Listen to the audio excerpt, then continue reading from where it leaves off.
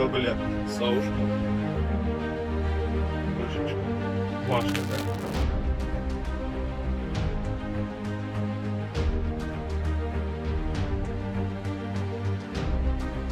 Halo Sobat Kabar Harian. Kali ini Rusia kembali mengklaim keberhasilan militernya dalam konflik yang masih berlangsung di Ukraina. Kementerian Pertahanan Rusia menyatakan bahwa pasukan mereka telah meluncurkan serangan presisi menggunakan rudal balistik jarak pendek Iskander yang menurut mereka berhasil menghancurkan 2 sistem misil anti kapal Neptune milik Ukraina serta 1 unit sistem artileri roket HIMARS buatan Amerika Serikat. Dalam pernyataan resminya, otoritas militer Rusia menyebut serangan tersebut dilakukan berdasarkan data intelijen yang akurat, termasuk pengintaian udara dan koordinat sasaran yang diklaim telah diverifikasi sebelumnya. Rudal Iskander disebut diarahkan ke lokasi penyimpanan dan titik pengarahan sistem persenjataan tersebut di wilayah konflik.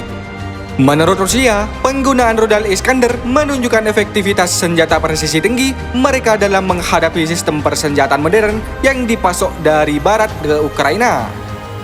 Iskander dikenal sebagai salah satu rudal andalan Rusia dengan kemampuan manuver tinggi dan sistem penembus pertahanan udara sehingga disebut sulit dicegat.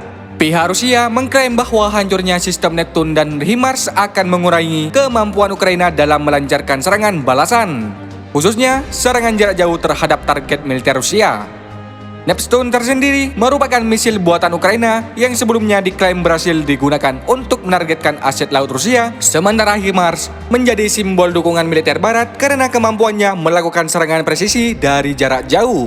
Hingga saat ini, pemerintah Ukraina belum mengonfirmasi secara independen klaim Rusia tersebut.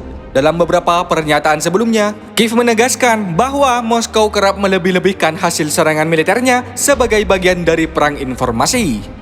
Pejabat militer Ukraina juga berulang kali menyatakan bahwa sistem HIMARS yang mereka operasikan ditempatkan secara mobile dan dilindungi secara taktik penyebaran cepat, sehingga sulit dihancurkan.